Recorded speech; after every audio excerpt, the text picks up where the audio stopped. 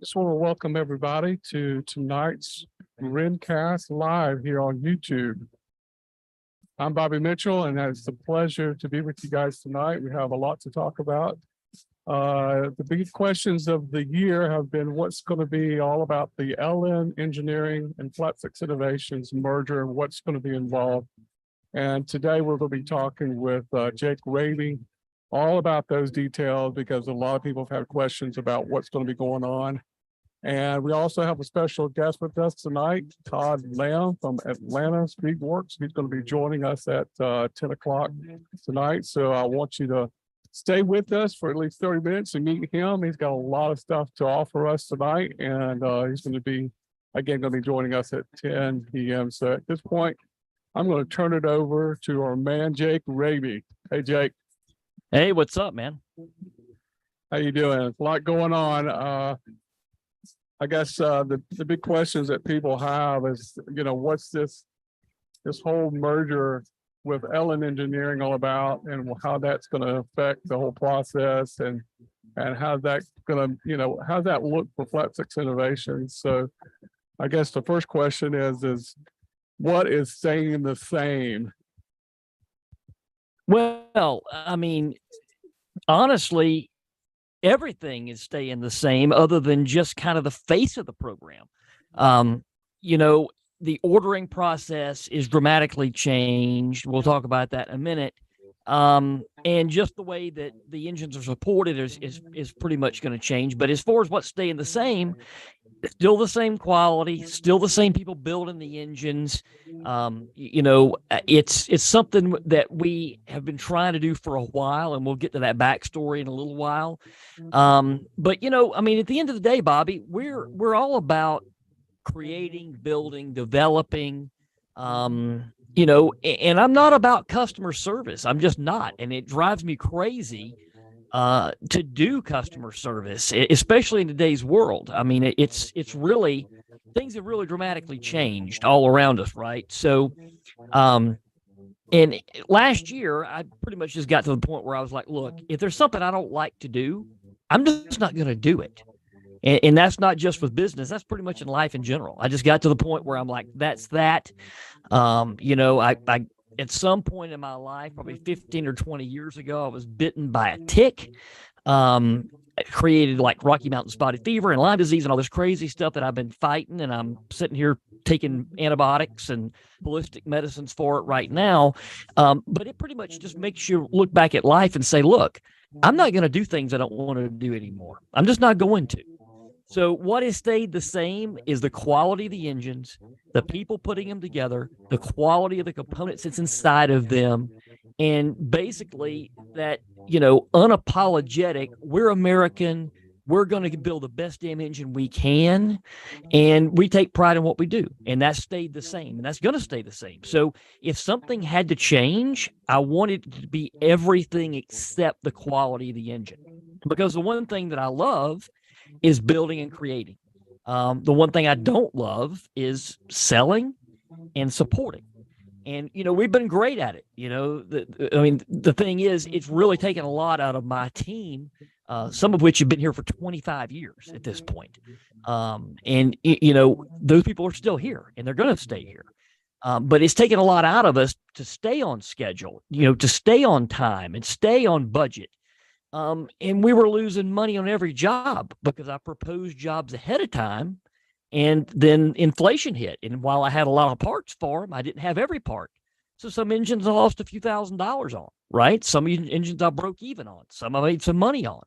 But at the end of the day, it taught me that this industry has been forever impacted and changed. And that meant that we had to be able to change with it. So I took the opportunity to make some strides and make some big changes, and it's going to make the quality of life better for me and all the employees. We're going to be able to be on a pace. We'll no longer have a schedule, anything like that. So, those things have basically, the important things have stayed the same. I'll put it that way. The quality, the componentry, and the options. We're not just go forward through this. People are saying, oh, they've created a mass production program. That couldn't be further from what we've done. We've actually gone the other way.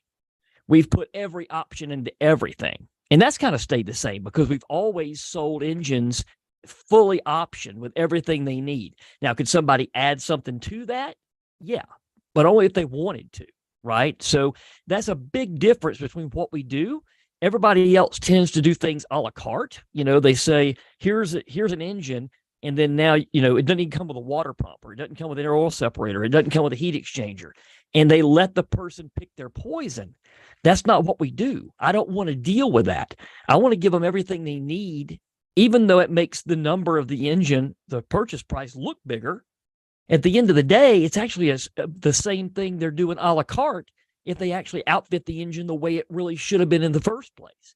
It's just two different ways of selling things. So it's also staying the same in the fact that we're still doing things that way. We're still going to fully outfit engines. And actually, we're going to fully outfit them more than we ever have before. Oh, sounds great. And I'll just say something about the tick. I mean, some people who've never experienced that will say, oh, it's just a little insect. What's the big deal about that? And I can tell you from a personal story, we were out during the summer a few years back, working out in the garden, getting our yard all fixed up. And Michelle, my wife, comes over and says, I just don't feel good. Something bit me under my arm. And she started feeling a little sick. And I was like, oh, it's just an ant. And we found the ant on her body. And she started getting really sick. I mean, like really sick. In fact, she's like, I feel like I've got like the stomach flu or something. So we jumped in the car, and as I was going down the road, I'm thinking, oh my goodness, this is crazy. It's just a little ant. I've been bitten by ants all the time. I looked over at her in the car, man, and she had lost all her color. I mean, she looked like a ghost. And she says, I feel so sick. So we got to the emergency room, and they did all their tests and ran, antibiotics, steroids, that kind of thing in her, and she started feeling better again. And her whole body had an allergic reaction to this little ant. So the doctors were like, okay, Bobby, you need to go and get this ant, and we just need to see what kind of ant it is. So I knew exactly where she got bit, and I saw the nest, and I, grabbed some of these and took some really high res photographs of these ants, and they sent them off to a specialist at Clemson University. And this woman wrote me, and she said, that is the Asian needle ant. And I'm like, I've never heard of such a thing. He says, while so small, their poison, if you will, can be toxic and can kill a human being. I was like, you gotta be kidding me. Those that are allergic to this thing. She said, you got to do whatever you can. And she gave me this poison that is made by Bayer, the people that do aspirin. And I had to spread that stuff all around my house to kill those things. He said, this will kill them.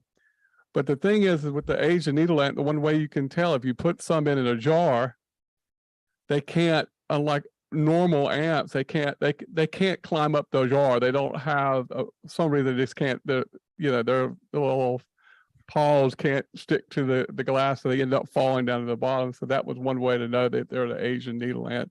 But it cracked. I was like, oh my gosh. And this woman from Clemson University says, Mr. Mitchell, you've got to be very careful, because if she was to get bit again, it could be the end of her. So I learned a lot of respect for these little insects, Well, I tell you, man, it's crazy because I've heard of Lyme disease for years. And when I was a kid, my grandparents would say, don't go in those woods. You're going to get Rocky Mountain fever and it'll kill you. And back then it would. And today, if it goes untreated, it can kill you still. Sometimes you wish you were dead because of how bad it makes you sick. We could do, I really at some point want to do a RENNCAST about this, because I guarantee you there's somebody listening to this right now that has Lyme disease and they don't know it, because it's so hard to be diagnosed. And what brought mine out was I got COVID in September of 2020.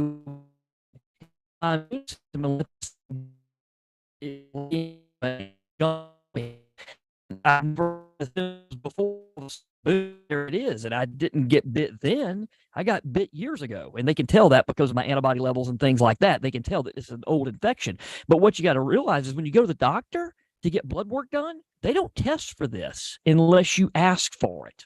I didn't know that. So when I was so sick and my blood oxygen was 87, my blood pressure was over 200, and my entire body was inflamed, it was killing me. I didn't know what it was. And I asked the doctor, hey, did you check for Lyme disease in the blood work? No, we didn't do that, but we can. You have to request it. I'm like, okay, well, I'm in the woods a lot and I have my whole life, so check it. And sure enough, boom, that's what had been wrong with me. And if I hadn't said that, it would have still gone misdiagnosed or undiagnosed. So it's a big deal. It can be anything from just giving you gastrointestinal issues, stomach problems, things like that. It can do anything to you. But I was basically bitten by a Lone Star tick. That's the larger one that has the white spot on its back. And it also gave me alpha-gal syndrome, which is actually a allergic reaction to meat, any kind of mammal meat. So I'm eating fish, chicken, and emu and ostrich and that sort of thing. I can't eat any beef or pork. I can get away with venison, but beef is like my kryptonite. So that's a crazy thing about this is it puts bacteria in your blood, and then your immune system starts to attack that, and it puts you into an allergic reaction. So I don't want to take a lot of time with this, but it is something that weighed into this merger. It really did, because I'd been wanting to do this for a long time, but it was like the straw that broke this camel's back. I was so sick. I was sick of dealing with people. I was sick of business. I was sick of everything. I just wanted to be better. And I'm like, get people the hell away from me, because what made this worse than anything was any level of stress. So now I've eliminated that, So what's your next question? We'll talk about Lyme disease some other time. Yeah, absolutely. Yeah, absolutely. It's kind of a scary story. It still amazes me that such a little creature can do so much damage, but I'll just end this and that. There's a Facebook group about Lyme disease and Rocky Mountain fever and alpha-gal. I couldn't believe it once I joined how many hundreds, probably thousands of people that have suffering with this from getting bit. But anyway, that's for another day. Yeah, so talking again a little bit about this LN merger and what that looks like for Flat 6 Innovations. I totally get, Jake, I mean, everybody knows that you have to be, if you don't work like you've done, and I don't have a clue at the level that you're at, but I know that as a technology person and doing minor jobs on my car, I don't want to be interrupted. I have to be cognizant of what I'm doing, because I know that if I'm not, I screw something up, and being pulled away to solve a problem. And I can imagine, and just for everybody that knows this, when I've been to his facility for taping, Jake's phone is ringing constantly. Constantly. It's to the point I had to tell my wife, I said, I think I'm just going to come on to the house, because Jake is getting called all the time about some problem with these cars. And of course, they want to talk to you.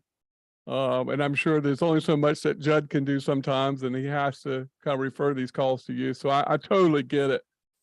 But I think what a lot of people want to know about with this merger, what is the backstory? How did this all come about? How long has this been going on? Is this just kind of like spontaneous reaction, or is this something that has been in the works for a while, but it just pretty much just came to surface during this last year, or what?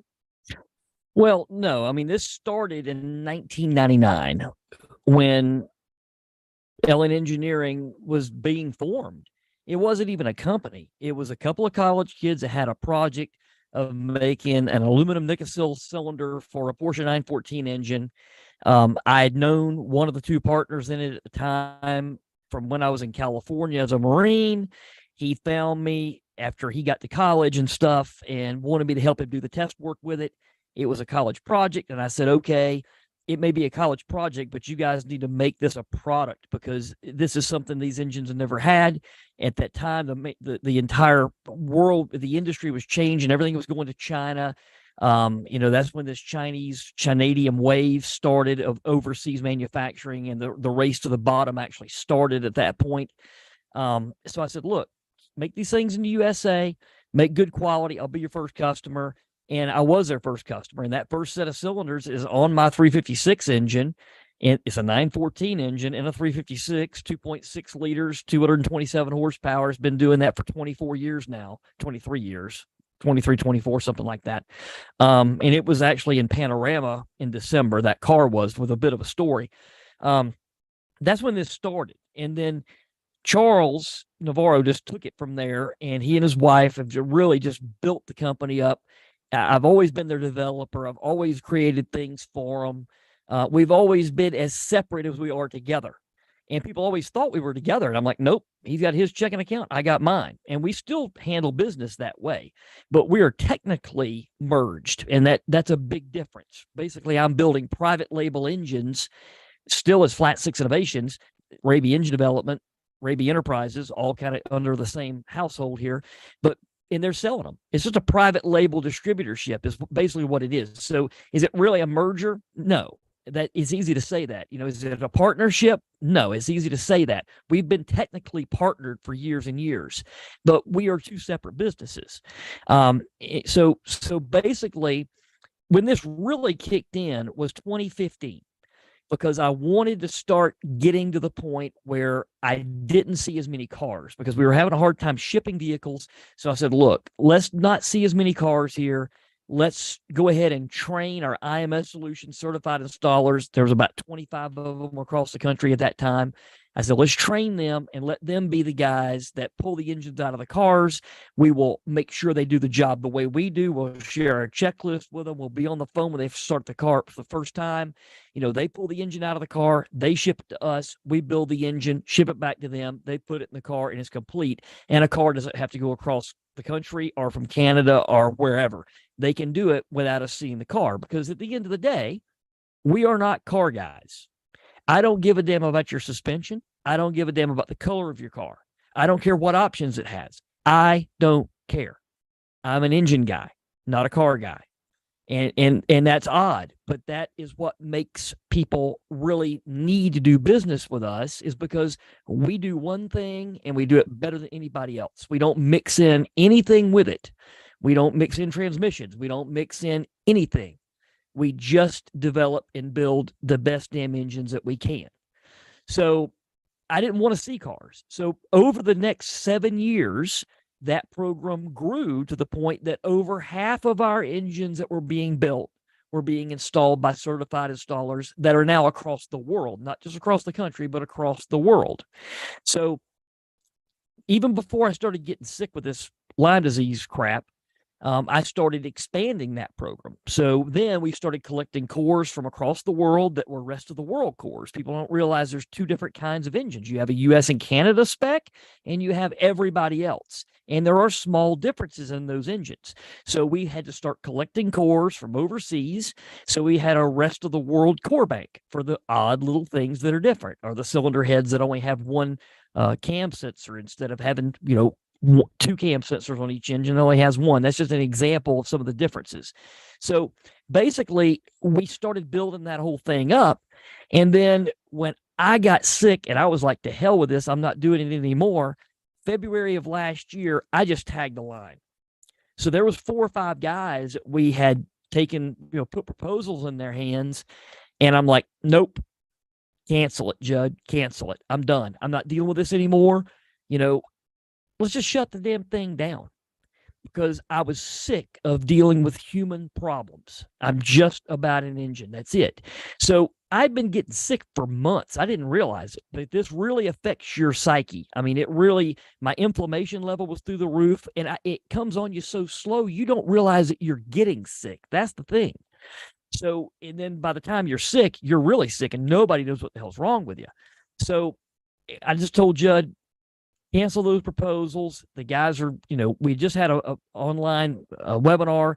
17 guys wanted to buy an engine, and we didn't sell any of them. So at the end of the day, when that happened, I was talking to Charles at LN, and he's like, look, why are you just going to throw this away? I said, I'm sick of people, dude. I'm sick. I don't care. want to be done with this. I don't want to deal with any more problems with cars. So because these cars have gotten old, and sometimes the problems with the cars get in the way of us. I can't tell you how many times there's a wiring problem. Like right now, I've got a car with a wiring problem. It's a wiring problem that it didn't have when it came here, but now the front lights around the front bumper and stuff, the turn signals don't work. It's like we didn't touch any of that. How the hell did it just stop? The car's getting old enough that it actually has gripes. So those things were getting in our way. Again, I don't care about the car. I care about the engine. So it was breaking the focus, right? So he's like, look, we can make this work. You private label build the engines. You build them the way that you want to. You do your part, and then we'll do our part. And I said, okay, but I'm not talking to anybody ever again. I'm never talking to a customer again. I swear to God, I'm not doing it. No more support, no more phone calls, no more nothing. I'm working in my shop in the middle of a 50-acre field. I'm not going to be bothered by another human being, period. Oh, I can just tell you as I jump in here, Jake, on that thought, I think that we're losing a lot of good shops because of this problem, where the cars, and I don't know if it's just a victim mentality that's in our society right now, and no one can deny it, the whole cancel culture and all this and that. But if you talk to a lot of shops, they're battling the same issue, whereas they'll go in for one problem and then the owner picks the car up and says, the radio doesn't turn on. I know that sounds silly. Oh, yeah. Well, But, the classic one, Bobby, the classic one is when I brought my car here, the turn signals worked and now they don't. Okay. And I've been fighting this bullshit. I'll just come out and call it bullshit for years, because the classic thing of, well, it didn't do that before, even though it probably did, but people don't know how extensive our checklists are. They don't know how extensive the videos and the pictures of vehicles are. The checklist is insanity when we check a car in. We know everything about it. That's how I know that the turn signals on this other car worked when it came here, but they're not working now. So we never tell people what we had for ammunition, right? You don't want to show your hand. But when the guy's like, oh, that wasn't that way when I sent the car, and we pop out a video, yes, sir, it was. Here's your car. And it's right down to your VIN number. There's a video of your VIN number showing it. So, that's the thing. Not everybody does that, but along with what you're saying, the cancel culture thing, people have become basically impossible to deal with. Okay. And used to, I felt sorry for the person that worked at the customer service of Walmart, because they get bitched at for everything, and it's just hell on earth for those people. That's the way I felt, because, when you've done thousands of these jobs, okay, and you've interfaced with thousands of people with Porsche engines spanning from 1950 to about 2018 at this point, right? I'm building a 356 SC engine downstairs for Mr. Collier right now. We do Porsche engines across that entire realm. We're known for the M9X, but before that, I was known for air-cooled stuff. So, you got thousands of people out there, and to be honest with you, you're never done with them, because they think that, I've had people text me or call me, hey, you built this engine for me 18 years ago. My name's so-and-so. Yeah, I know exactly who you are. I remember exactly what camshaft I put in that engine. I remember your compression ratio. I remember everything about your car. And sometimes I remember them if they were a pain in the ass. But at the end of the day, we're expected to support that forever. Go buy something from Microsoft. They don't support it for freaking more than 2 weeks or whatever it is. Apple's the same way. So why do we have to do that? And they're like, well, it cost me $30,000 for an engine. Well, I probably had less of a percentage of profit on that $30,000 engine than Microsoft did on that piece of software they're not even going to support, right? It's percentage, right? So, I'll just tell you another quick example, a couple of quick ones. My wife and children drive Volvos. Believe it or not, we've had a good experience with Volvos. But the last time I took it in for service, they came out with an iPad that was integrated into their booking system, and the guy was really nice. He's new, but he's extremely nice. I've been dealing with him about a year. He was taking pictures all around the car and checking the inside and outside. I said, man, what the heck are you doing? He says, it's the new world we live in. I have to check these cars before it goes into our engine base, because we get blamed for anything that they think is different about the car. It's like, you would be surprised how many times we've been blamed for dents and stuff that never occurred on our end. I'll tell you the one that just absolutely still boils my soul right now, right? A guy that complained that his ashtray in his 996 was rusted after he got the car back. And the ashtray's plastic. Yeah, exactly. Okay. So I didn't even complain. I didn't even argue with the guy. I sent him a brand new one from Porsche. I never even replied. He just got it in the mail, and I'm done.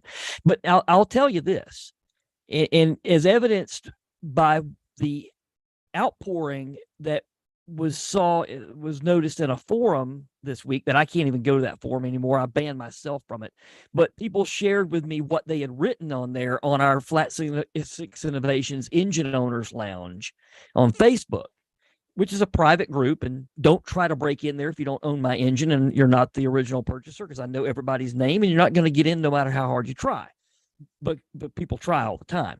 At the end of the day, though, I saw what those people were posting, and I see that we have a very loyal following. And this following is, they would follow me in any kind of battle. I mean, it's crazy what we've been able to develop with that through doing the right thing, right? And it's only through doing the right thing, being on time, being on budget, being square with people, total square dealings, and people appreciate that because they don't get it anywhere else. And sometimes they don't even really believe that we're going to be that square until we're done with them. And then they're super loyal. So, the people that I've vetted, and I have to vet the hell out of people. And there's a lot of people out there that don't like that. They're like, well, it's a secret society. You damn right it is.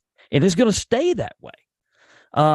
Because, if you do things where you only care about catering to 1% of the ownership of a vehicle, then that's it. If I wanted to make everybody happy, I'd sell ice cream. If I wanted to do mass production on this stuff, I would start a huge factory and I would have all the same problems with all these crazy employee issues that everybody else does. I keep the circle extremely small and I keep it extremely focused. And that's a big difference, right? But I see that Todd's joining us, and Todd, you're getting here at just the right time, because we're pretty much ready to bring in the next element of what we're doing here at Flat Six. So, Bobby, if you want to introduce Todd. Oh yeah, Todd, I haven't had the honor of meeting you, but I did go to your website, and I know a lot of folks probably haven't. So I'm just going to read, if you don't mind, Todd, so I can introduce you to everybody out there in YouTube land. So basically, Todd Lamb is from Atlanta Speedworks. And on his website, he has a really nice little write-up about the history of Atlanta Speedworks and Todd. So I'm going to read that for everybody. It says, after a decade of pro racing and driver coaching, founder Todd Lamb needed a shop to support his clients. With an entrepreneurial background and degree in engineering, Todd decided to tackle the need himself by hiring a mechanic and opening a shop. In 2014, Todd hired Brian Zeldner, and both walked into an empty 5,000 square foot shop to start Atlanta Speedworks on November 1st of 2014. Originally a race team offering SCCA spec Miata track support and shop services, Atlanta Speedworks has grown to a 20,000 square foot and facility, and fields cars in numerous events, including IMSA track days, SCCA, NASA, Porsche Club Racing, and more. Todd, I'm Bobby Mitchell. It's good to meet you, man. Honored. I posted some images off I hope you don't mind, off of your website for those on Facebook, and I'm sure. And I started this whole segment off. You didn't see the beginning of it, where it had those two images of you in the nice race suit and everything, big McDonald's logo there and everything. That's pretty super cool, man. So Tell us more, now, because that definitely does it. It probably doesn't even scratch the surface. so what I was going to say at this point, before Todd gets to talk, right, is that Todd doesn't just have a 20,000 square foot facility anymore. Now he has an additional 5,000 square feet that has created his second location in Cleveland, Georgia at 47 Raby Drive, Suite B. Because now that we are building engines and developing engines, and that's all we're doing, that 5,000 square feet, we didn't need anymore. It was just, honestly, I was just going to rent it out for storage because I never dreamed in my wildest dreams, actually, that anybody close to us would ever really want that space. I was kind of thinking, hey, maybe a V8 shop or something would come in here because it's got one of the chassis dynos. It's got a lot of capabilities there. It's got shop, it's got hoist, it's got the whole 9 yards. It's basically a fully equipped Porsche shop. And so I was talking to Todd because we have a mutual customer, and I mentioned to him what I had done. And then a couple of days later, he calls me up. He's like, what are you going to do with that shop? And I'm like, dude, I don't know. I said, I don't need it. I know what I'm not going to do with it. I'm not going to work on cars anymore in it once I get to the end of the line. And that basically means once our backlog that we had in February of last year was completed, I didn't need it anymore. So as of a couple of days ago, Todd is occupying our facility. And so basically, I'm the landlord. He's the tenant. It's property that I grew up on. It's property that we built from scratch. And he is going to also be able to offer all the services that we were offering for car support. So Atlanta Speedworks is going to be a super certified installer of all the Ellen Engineering, Flat Six Innovations, IMS products. He's going to be a super certified installer of our engines. He is a certified repair shop for our engines. So if you've already got one and it's got a lot of time on it, or if you miss a shift and break it, or you want to add something else to it, you want to upgrade it further, whatever, then he will be able to do that. And of course, he's going to also be able to install, basically extract and install the Flat Six Innovations engine sold exclusively by Ellen Engineering. So everybody's always like, hey, is this a partnership or whatever? Like I told Todd, the only ship that doesn't float's a partnership. So with this, if you buy an engine from LN, the one thing is guaranteed, you're not dealing with me. You're going to deal with Judd, my general manager at Flat Six Innovations. Been here for 10 years now. As of March 1st, Judd's going over to LN. He's going to be doing all the things that he's been doing for 10 years. For the last year, he's been doing all the tech support. He's been doing all of this stuff because I basically said I'm not doing it anymore. I've just been developing, I've been building, and I've been focused on trying to get well. So he's been doing that, but he's been going through basic on-the-job training at an extremely high level for a year now. So Judd will be able to sell you the engine. He'll be able to support the engine. And then if you want to ship the car to Flat Six Innovations' old facility, have Todd install it, you can do that. Also, you can send it to one of 38 or so other certified installers. About a dozen of those are going to be super certified installers like Todd. And how this all started with Todd was a few years ago. His lead mechanic, Brian Zellner, came to one of my classes. And honestly, I would have made you guys a certified installer back then if I didn't have the certified installer status. So now that I've kind of laid that out for everybody, now I'll let you talk, Todd, and you can tell them a little bit about what you plan to do in my old facility and how you're going to do business with it as a second location, and, what your focus is going to be. Sure. Yeah. I appreciate the introduction, Bobby. It's great to meet you. We've been in business since 2014. We started out racing Porsches. I've been racing for 42 years, so I've been doing quite a bit of that. I've raced over 10 different Porsches in all sorts of different series. And so that's kind of how we got into this world. Between the Boxsters, the Caymans, and the 911s, that's just kind of our bread and butter. It's kind of what we do now. So we're very much car guys. Everybody in the shop loves racing. We love cars. We love performance. We love motorsports. And so for us, this is just kind of a natural progression. We somehow wound up doing PDK repairs. We're one of the few shops in the country that can repair a PDK or rebuild it. So that part of our business is going to move up to 47 Raby Drive, along with, as Jake said, some of the installation and basically anything we can do that's engine and transmission related, dyno related, that'll all be done up there. We'll still keep kind of our motorsports operations down in Gainesville, Georgia. It's about 35 minutes away, so still, within easy reach. And yeah, we're very excited about this. This is just one of those things, I guess, kind of a right place, right time. And, we've kind of known about each other for a long time. And this just really made sense, I think, to both of us when we started talking about it. And, the stars aligned and here we are. So it's very exciting. Yeah, and I'm super excited about it because I'm glad to see that all the things that I built there are going to continue being used the way that I intended them to be used. I did not like the fact that I was going to end up renting the place out for cabinet storage. You know what I mean? I just didn't like that. But at the end of the day, I was just so done with it. And we've talked about this. And basically I wanted to continue doing what I loved, which was building and developing, and I just didn't want to do the other part. So now, knowing that you guys have the vast experience that you do, I believe that as we work together, there's a lot of things that I'm always testing and developing. Some of those things, it'd be nice having you guys handy to say, hey, throw this on a track car. We know what it does on a street car. We know what it does on the dyno. Here, take this do some test work with it. Tell me what you think. So that's another thing that I think is cool. And, because we've never really focused on that. We've been so busy solving problems that I haven't really cared about burning race gas and slick tires. I just haven't. So, when you kind of get in this like me, I mean, my competition is the engine. I don't, there's no competitor to us with what we do at the level that we do it and the way we focus on things.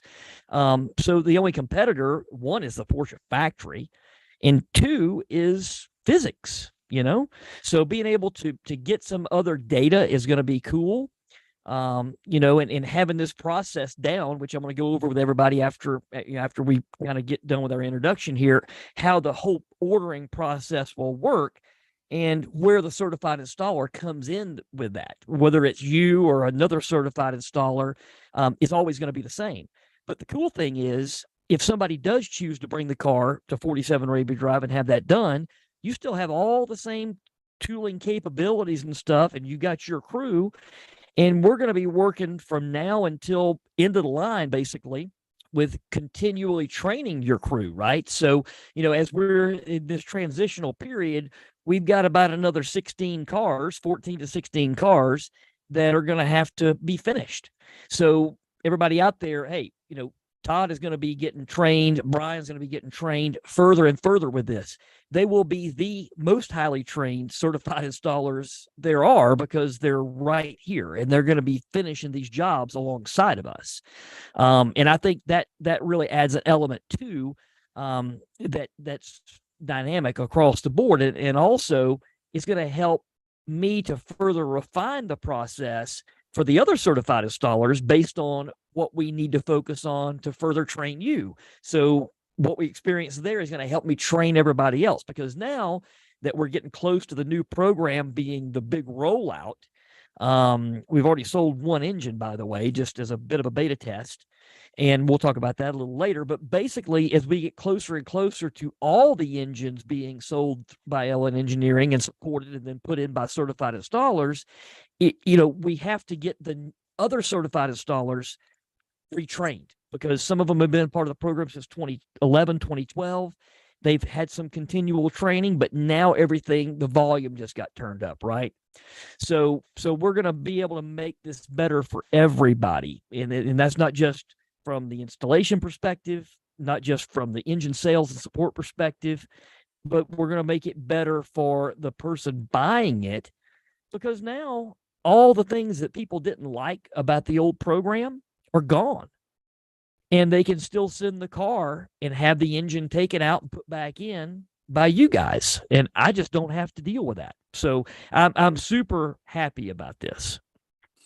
Yeah, and I think that's a great thing because we get not only the benefit of your experience and all of the things that you've done, your trials and all the things you've been through and all the things you've learned along the way, but even bringing then our expertise with transmissions and suspension and brakes and all the other components of the car. It's just kind of a great setup. It's a one-stop shop if anybody wants work done. Yeah, and see, that's something we were never able to do. We never wanted to do it. I would have people all the time that were like, well, while the car is there, the engine's out of it, while it's there, can I have these brakes put on? Can I have this suspension put on? Can I have this bumper put on? And I'm like, nope, we're not doing that. We are engine guys and engine guys only. I don't give a damn about any of that stuff, right? So this is a great thing because while the car is down, you guys can use your expertise with those other systems that you know a lot better than we do, and you can add that stuff to the car. So the person can get back a fully refined vehicle, not just a vehicle that has a new heart, but a vehicle that has new shoes and a new heart and suspension and the whole 9 yards. And that's never been a possibility before. Because I just didn't care about it. So and the facility is great for doing that other work because everything's there that you need. So, being able for you guys to come in there and basically take my equipment that we were using, that's also another awesome thing. And guys, about the only thing I took out of the facility was my TIG welder. That's about it. They got everything else. And that was great for me because I was not looking forward to moving over about 34, 35 years worth of stuff. I was not looking forward to that. And I really didn't want to put cabinet storage in there. So, but this is going to be really good. And I can't wait to see how far it goes. There'll be some teething problems on both sides. We have to learn how everything's going to work out.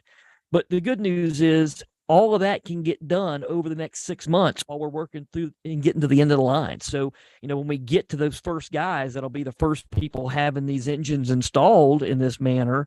All those problems will be worked out. So that's great. Yeah, cool. Absolutely. I'm looking forward to it.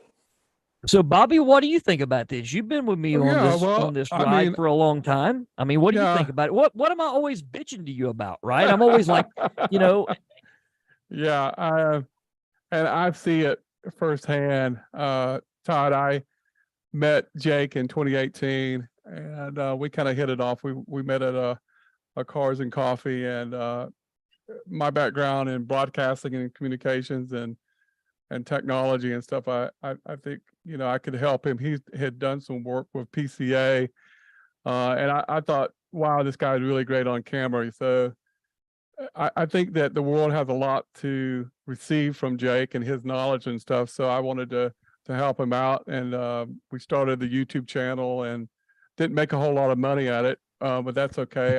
I volunteer mostly our time, but we were able to collaborate on an engine assembly video series, and it's doing very well. And actually, yes, I do make money off. For anybody that's asking, yes, I do make money, made money from doing that. Yeah, when I've helped him, Todd, he started, getting me plugged into a lot of his technologies that he uses to communicate to clients.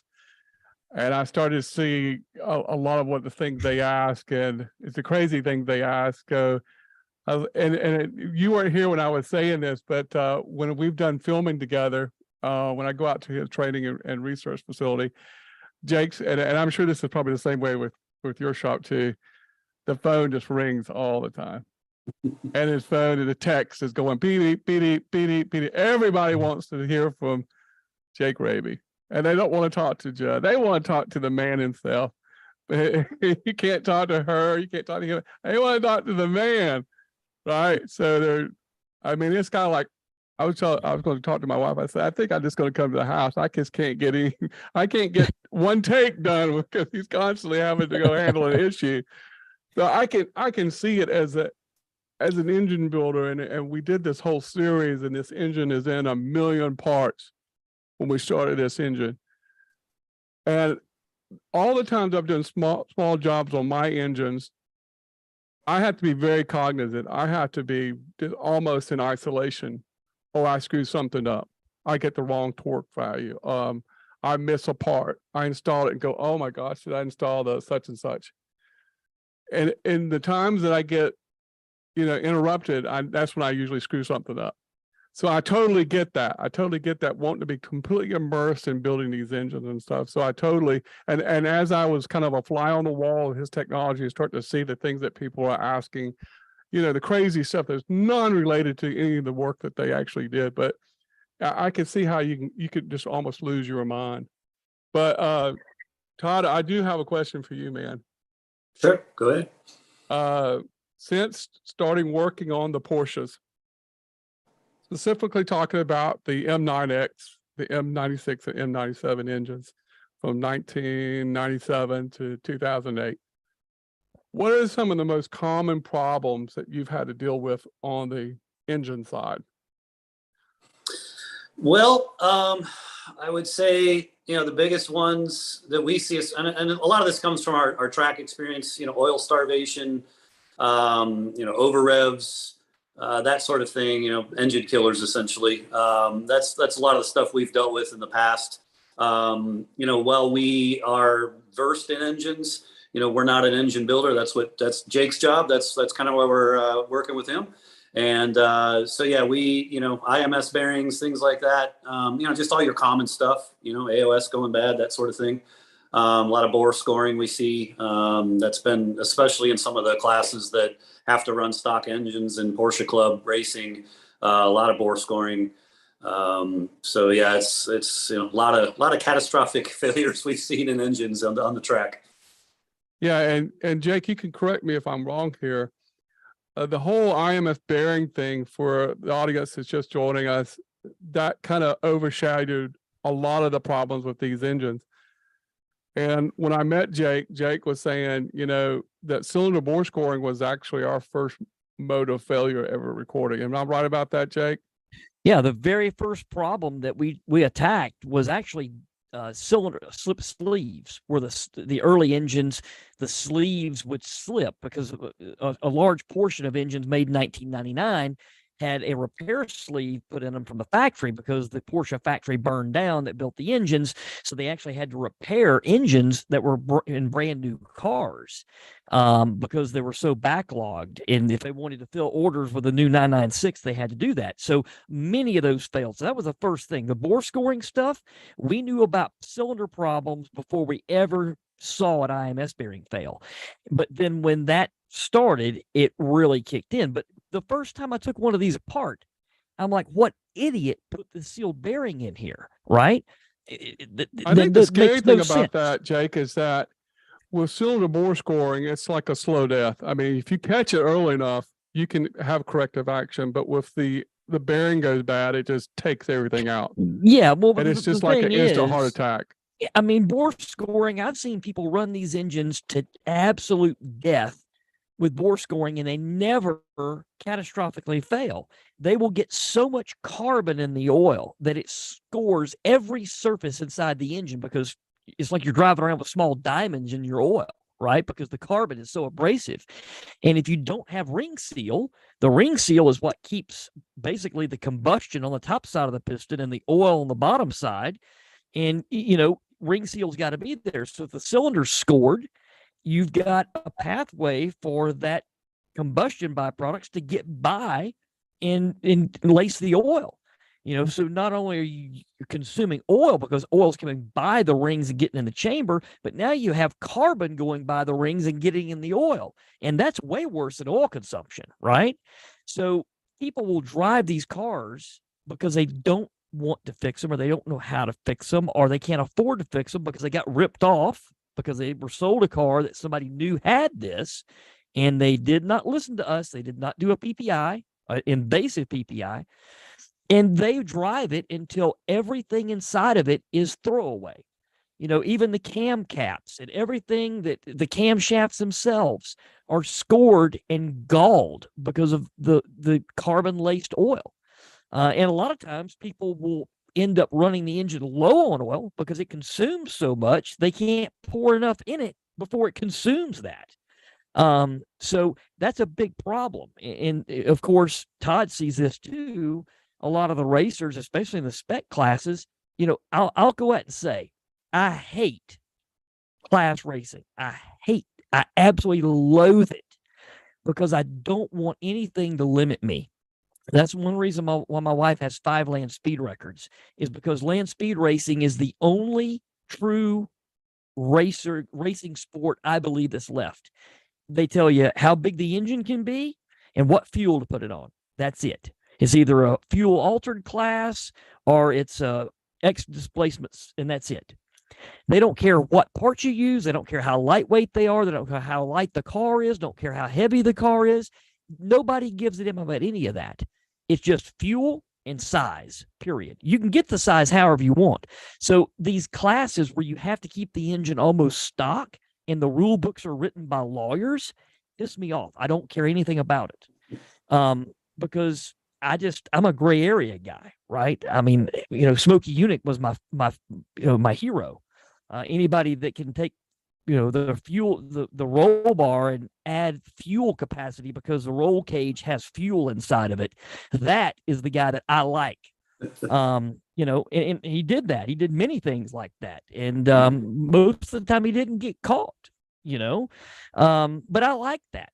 But at the same time, these classes, it's all gentleman stuff. Hey, and everybody's out there racing for a $12 Chinese trophy. You can win more money at the local dirt track on a Friday night racing a Ford Pinto than you can these cars. But Yeah, at the Tom, end of what the is your day, thought a on lot that? of that stuff, it doesn't really appeal to me. But what does appeal to me is physics and beating things with physics. So I think that Todd and I will really be able to learn even more together, because a lot of those classes where he's seeing this bore scoring and he's seeing these other things, I know how to keep that from happening, right? We know how to address some things and do some things early on that will keep that from happening a little bit longer. But in these spec classes, a lot of guys, at least back when I was doing a lot of spec Boxster work, when it first started, actually, guys were just putting used junkyard motors in the cars, right? I mean, it was just like you run it, you pop it, you pull it out, you put another one in it, you pop it, you just keep that up. Because back then, nobody was even building these things. Most people didn't know how to build them. So how has that changed now, Todd? Are people building these things? Has it got to the point of like Spec Miata where guys are going crazy with trying to get everything within the rules to make, 1/10 of a horsepower? Yeah, absolutely. It's gone from the days of junkyard engines to fully built, fully blueprinted engines. Making sure all the tolerances are at the right end of the spectrum. Doing everything you can do to get every last horsepower out of an engine. When you're going head to head with somebody down a straightaway, in a spec Boxster, for example, 2-3 horsepower makes a huge difference. That's a car length or more. That's a pass going down a straightaway without even really having to try. So yeah, it makes a pretty big difference. And as you said, spec Miata is, even a half a horsepower is a big deal. So, the race at Daytona today with the Global MX5 Cup cars, they're all spec. It's just amazing to see, 20 cars all in a line within a second of each other finishing a race. So it's really, this racing stuff is definitely on the cutting edge of performance, and it's a knife edge. So, getting every last ounce out of a engine is pretty key. Well, and what I don't like about it is, and it's pretty crazy, that my least performance street car engine doesn't even meet the rules of these racing classes. And people don't believe that. I'm like, basically nothing that I'm doing here falls within the guidelines of what that racing class will allow for a street car. We're taking a street car, and it's built better than what you can build a race engine. And it's because, and obviously, it's because people, they want to breed drivers. You want to drive it, right, instead of have technology win it. It's not like the old Can-Am days. I mean, I think that was the pinnacle, but was because of all the technology and the things that were coming out and how crazy they could go. And I love that. My daughter races a junior dragster, and the classes are really tight, and it's for kids. But there's an outlaw class, and when she gets to turn 12, she can run that, and then they don't care what you bring. So that we're all about that. But it's interesting to see how that spec class has changed, and spec 996 came along, and then spec Cayman came along. How are those classes doing? Because I'm so out of touch with that stuff. I haven't done it in 5 years. So, are those classes expanding? Yeah, I'd say Spec 996 didn't seem to take off quite as well, but the Spec Cayman class is really starting to grow. We've got 2 Spec Caymans in our shop right now. And yeah, that class, it's a great example of a class that's, it's a step above Spec Boxster, but it's not into the super high dollar stuff like GTB1. It's just a lot of fun. And again, it's the same thing though. I mean, you've got to have a well-prepped car. You've got to have good horsepower, and having something that's reliable and well-maintained is very important. Now, on the Spec Cayman, are they using the 3.2 cars for that, or the 2.7 cars? That's actually the 3.4. Oh, the 3.4 car. Okay, that's right. Yeah. What am I thinking? There's no such thing as a 3.2 Cayman. I'm thinking Boxster S. Yeah, so that's the M9721 engine, and those things blow up worse than anything. I mean, you can't even find a core, and they all fail the same way. It's like a guy will send a ticket in, and it's like, I see it says something like 07 Cayman S, and I'm like, I know what's going to happen here. He has Caymanitis, okay? And he's going to say, I was at Sebring, I was coming out of turn 17, and then this happened and that happened, and I was on the right side of the track, and I got back to the shop, and my mechanic says that my piston came disconnected from my crankshaft. Yeah. Happens every freaking time. And that's why you can't find parts for those crankshafts, crankshaft carriers, blocks. They're all blown to bits. They all fail the same way. So knowing what I know about those classes, that'd be the last car I'd want to race. I remember seeing that. I think it was a 997 M97 engine that blew up on the track. We did a video on that. Well, it was a connecting rod that just melted or something. Yeah, It went medieval. That same thing happens to those Cayman S engines. The exact same thing. And they usually end up tossing connecting rod number 1 or number 6. Sometimes it's number 4. Usually it's very seldom it's 2 or 5. But and I know why they do that. And in stock form, you're kind of asking for it with those engines. I mean, if I was going to race in that class, I wouldn't even run a stock engine at all. I would pull it straight out of the car and build it. And I would adjust the things that need to be adjusted to make it proper. And that doesn't mean you have to throw a bunch of bolt-on stuff on it. We've raced these cars back when the classes were different than they are now, when these cars were newer, and we're able to campaign an entire season in one of those classes with no bolt-on, oil starvation things at all. None of that. It all came from blueprinting inside the engine. And keeping the oil the right temperature. That's a big thing. Oh, I was about to say, there's a couple of things that are talking. Cool. Yeah. Oil cooling and oil pressure.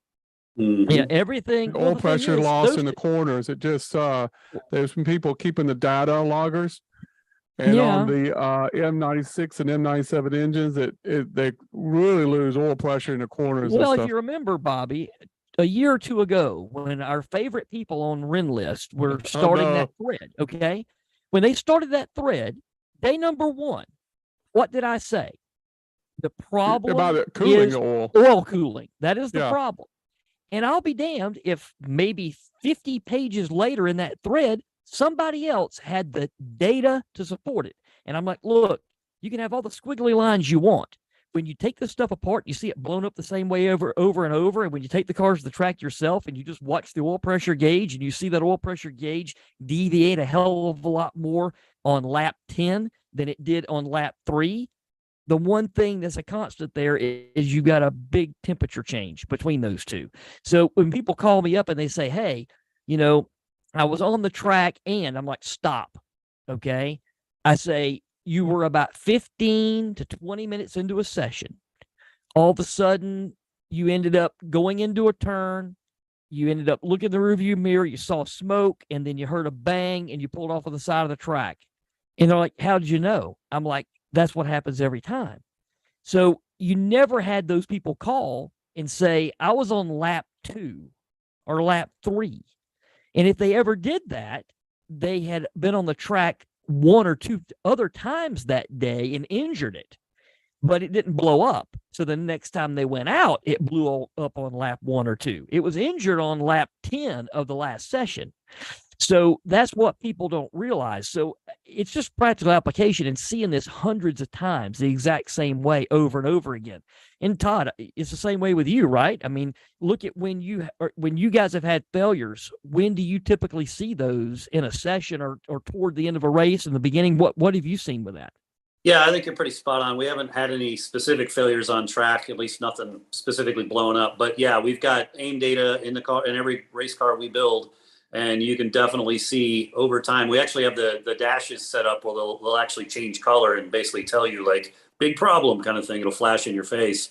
And yeah, you'll be going through, turn 3 at Road Atlanta, coming up over the hill and going over a bump. And, especially when it's 90 degrees out, things get hot. You're running 260, 270 degree oil temps. Finding the right fluid's key, getting some cooling is key. But nonetheless, every time you go over that jump through turn 3 at Road Atlanta, you'll see the dash flash for a split second because it lost oil pressure, or it got to our threshold anyway. And yeah, over time, that just eats up engines. And same thing, Road America through the carousel. Man, it's a long, sustained corner. You get oil starvation there big time. I mean, I think the tracks that eat these engines more than any track is, Mid-Ohio eats a lot of them. Road America eats a lot of them. Sebring, because it's so hot and there's so many turns. Barber eats a lot of them in the hot summertime because it's so technical. But we see those in Coda. Coda's also eating a bunch, right? Yep. You don't see nearly as many from the West Coast tracks. You just don't see it. And you don't see it from you don't see those calls happen early in the spring. You don't see them happen in the fall. When they used to have the DE, and I guess they still have it in the first weekend or second weekend of August at Road Atlanta, the PCA, you were going to get 2 or 3 phone calls. The following Monday, stuff was going to blow up, dude. The phone was going to ring. And sometimes I was there, but I would never put a sticker or anything on my car. And I would always grid like down on the far skid pad, like way away from everybody. I don't want anybody bothering me. I'm doing some crazy shit down here. Leave me alone.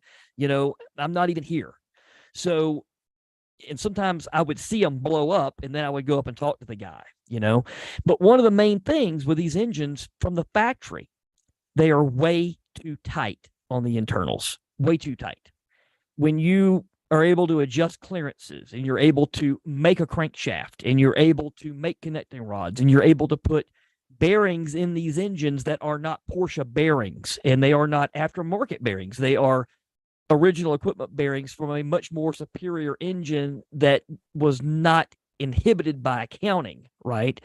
When you're able to do that and you adjust those clearances, you automatically see the oil temperatures drop at making the same power. You automatically see it. So shear is a big thing. When the oil shears, it's done.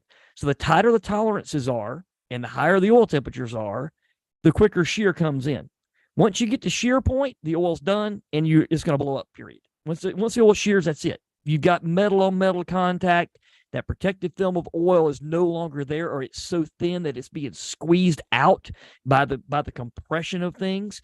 When that happens, pop goes the weasel, right? That's why some guys will put heavier grade oil in it as a Band-Aid. They're like, well, I didn't see as big of an oil pressure problem when I had a heavier grade oil. That's because you're just making it last a little longer. Maybe now you can get another 3 or 4 or 5 laps before it does the same thing. But at the same time, that heavier oil actually gets hotter faster. So some of the test work I did with Lake Speed Jr. on that, right there in the facility that you've got now, Todd, we tested 13 oils in a week. And back to back to back to back. A lot of them were test oils that never came out yet. And we did it in 5 different cars. And it was incredible what we saw with coolant and oil temperatures in tests done in the exact same ambient temperatures with different oils. You could go to a heavier grade oil like a 2050. That engine would get to a 280 degree oil temperature about 5 minutes faster than the same engine in the same temperature running a 1040 or a 540 oil. So, it's a Band-Aid problem. So there's a lot of things you can do when you actually build one of these engines up to make it live and last longer. And some of that's not just components, right? It's components are a big deal because these things were built by the lowest bidder in when it comes to componentry, right? But better balancing, that's a big one. Everybody throws that out the window. Now you guys have an engine balancer 50 yards from you. In our machine shop that we've retained on the actual engine division at Flat 6 there. So balancing is a big deal. Engines shake themselves apart, and we see a difference with that. You can have an engine that basically it'll even pull ignition timing because the harmonic created by the imbalance is picked up by the knock sensors, and then it tells the ECU that the engine's detonating, but it's not. It's picking up that vibration and confusing it with detonation, so it backs the ignition timing down, and then you lose horsepower, and not just lose horsepower, but now all your ignition timing events are retarded, so it runs the exhaust gas temperature up. So if you guys are ever wondering why you keep blowing exhaust gaskets or you can't keep the headers tight because the EGTs are too high, right? So there's a lot of symptoms like that. Your exhaust keeps cracking, stuff like that. Then it's like, okay, something's backing the timing down. So all these things are symptoms of bigger problems, but it's going to be great to kind of get back into some of that with you guys and see what you guys are seeing as far as breaking stuff on the track. So we'll learn from you and you'll learn from us. Yeah, sounds great. I'm very much looking forward to it. And yeah, I think we'll be able to bounce a lot of good ideas off each other. Cool. Yeah. Awesome. I have a question for both of you guys. From the factory, what are the most track happy cars? Are we talking the GT3, GT4, or anything? I'm gonna let Todd answer all that the one. Carrera cars Yeah. are just Yeah, what is it? I think, and a lot of this might come from driving experience, but it also applies. I've like I said, been racing a long time, so when I jump behind the wheel of a car, I'm ringing it out, 110%. And the cars that seem to take it just completely in stride, like GT3s, GT3 RS, they came in Club Sport, GT4s, just awesome. Those things are very well refined. They don't get nearly as hot. I think they've just been, refined over the years to the point where the new stuff now is just so good. So yeah, from the driver perspective, the newer the car, the newer the Porsche specifically, the more refined it is. And, they'll just take all the abuse in the world for the longest time. But yeah, we definitely have, the older stuff is a lot more finicky than M96, M97, a lot more finicky in the care and feeding. And when you ring one of those out 110% on the track, you're doing it. Todd, what would you say to the average Carrera owner we speak a lot to the M9X because there's a lot of those cars out there. And one reason, as you probably are aware, people can afford them, especially the Boxsters. Right now, the Boxster 97s, I see them now being dumped on marketplace for under 10,000 running cars. So you can see that someone that could have never been able to afford these cars will say, "Hey, I'm going to get this Boxster. I'm going to get it ready for the track." What would your advice be to those people? So what to do to the car specifically? Yeah. I mean, it's a bit of a range, right? I mean, we talked a little bit, we touched already on cooling, making sure you got the right, really good oil in there that's going to handle the temperature. We've got, we can add third radiators, things like that if needed, oil coolers, AccuSumps, that sort of stuff. But when it comes to the other components on the car, making sure the brakes are flushed with a good fluid like SRF. From there, brakes, in terms of brake pads, just making sure you got something that's track worthy. Street pads do not hold up on the track once they get hot. Oh, for cold temperature. Yeah. I have read, and I want people to know I'm not some kind of resident expert, but I have been around the forums for almost 8 years, and I enjoy reading. I read the good ones and I read the bad ones. And one of the common things that I see with people taking these, just say average Boxster or a 911 to the tracks, they don't think about the brakes until it's too late. And the brakes fade and they lose control of the car and they go in, run it off the track and usually damage it to the point where it's undrivable, Yeah. And that's so simple. We do. We sponsor all of the track days that Porsche Club does at Road Atlanta and Atlanta Motorsports Park. So we're there actually providing free support to anybody that needs it in the paddock. So I would say you just completely nailed it on the head. Most of what we see is people needing brake pads, needing a brake bleed. They don't really fully understand that, the brakes are a very important component on the car. On the track, they get very, very hot. Drive on the street, yeah, they stop fine, but you start getting things hot. The pads fade with heat. The fluid boils because it's got too much water in it, too much moisture, and the next thing you know, the car's not stopping. So yeah, that's probably our number one issue at the track, and we sell a lot of brake pads right at the track. Oh yeah, and I know a lot of people talk about, the ceramic rotors, the Porsche ceramic, which are like crazy expensive. I can't remember, but it blew my mind how much they wanted for the ceramic brake system. But you have an alternative for people that have traditional rotors, correct? That you could put pads on. Would you say if they came to you, you'd want to change out the rotors and the pads on the regular braking system, or would you want to change out the caliper? And you said the fluid to flush the fluid, but yeah, are you looking at the whole kit and caboodle or what? I mean, we certainly have. The beautiful thing about Porsche engineering is, for the most part, if you've got say stock engine and maybe a little bit of enhancement on the suspension, the stock calipers are perfectly adequate. Stock rotors are pretty good. We've got some better rotors out there, some slotted rotors. Cross drilled are just no good whatsoever, but slotted rotors are really good. But yeah, I mean, for the most part, if you just said, hey, you know what, I want to go out and bomb around on the track for a track day, bring my car out, you really just need to worry about brake pads and brake fluid, and making sure that you've got fresh fluids in the engine. And if you're going around at 80%, 85%, you're going to be fine for a whole weekend, several weekends for that matter. So. And one thing I'll say about that is when I did a lot of track days, like around 2001, 2002, and I actually did them in my old 912E. I did like 1,700 miles around Roebling with that car. And I put 160,000 miles on that engine, even with all that track time on it, which, it's a slow car. It's a momentum car, but I really learned how to drive good on driving that car. It's not fast, but, it handled better than a 911 because it was so much lighter behind the axle.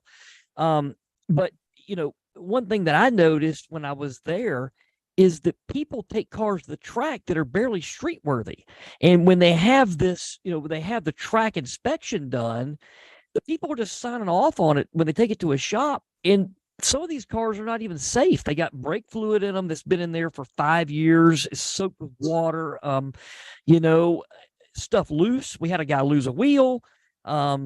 Every time I came in off the track, I'd put a torque wrench in my lug nuts every time. I'd come in, I would check them before I went out. I would check them. I'd come up from an aviation background working on helicopters, and everything gets loose. So, but I was just blown away by how haphazard people went to the track. Is it still that way? Are people still just signing these inspection forms off and taking half-ass prep cars to the track? It's certainly gotten better. I think everybody's just been a little bit more educated, and that experience has kind of been passed around the paddock, I would say. We still see, we do still see some of that are cars that are under prepped. But for the most part, it hasn't been too bad. But there is just a lot of learning to be done. I mean, a lot of people are just so focused on, I was slow because I was 1 pound down or up on tire pressure. It's like, that's not it. So, a lot of things too. I mean, things that we're doing at the track that you don't do on the street, at least I hope not. Rumble strips, right? Running over rumble strips. That just knocks the suspension settings completely out the window, ruins shocks over time. You can easily knock the toe out, knock the camber out. That's something we see a lot on street cars too, is, people go out and tires on these cars aren't cheap. When you're buying a 305 or a 315, it's a pretty expensive tire. And especially if you're running Michelin's or something like that, you start wearing out, the outside shoulder real quick because you don't have enough camber on a street setup or a street alignment. And so that's something that we tend to do a lot of, as well as adding camber to the car and playing with toe settings to, eliminate or at least reduce tire wear, so the tires wearing evenly. So just a lot of stuff like that. But, for the most part, if nothing else, I do encourage anybody to ask some questions and come out and have fun with their car. It's, it's like most fun you can have with your clothes on, I'd say. Yeah. I mean, with my old 912, and I still have the car, and it's still just like it was. I've freshened the engine up one time in all those years. I really enjoyed it. I actually enjoyed driving that car on the track more than I did a 996 or any of the other cars that I've taken. I don't know why. I just did. Even though I was one of the slowest guys out there, it was just cool to be able to do it. And I mean, a 912V has got, VW bus front calipers on the thing from the factory. It's a touring car. By no means was that thing ever really designed to go to the track.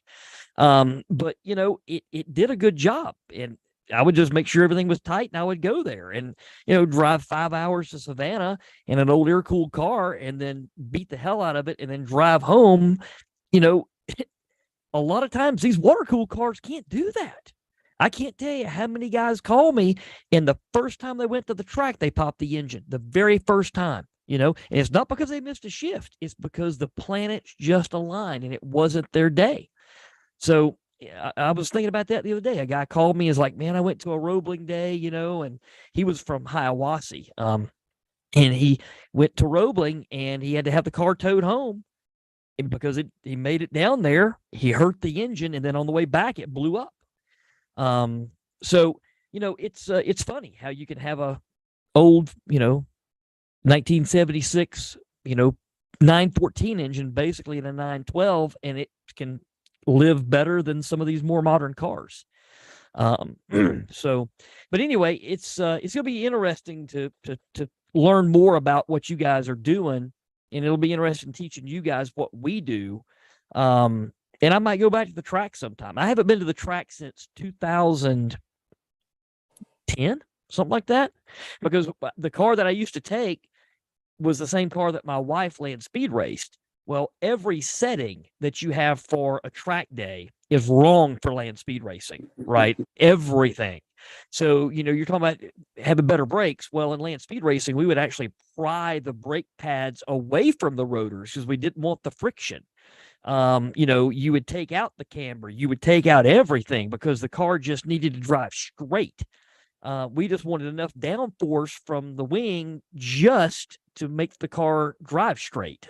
And we lost 6 miles an hour by adjusting a taco wing on an early 996 factory aero car. 6 miles an hour back to back, one click with that was 6 miles an hour.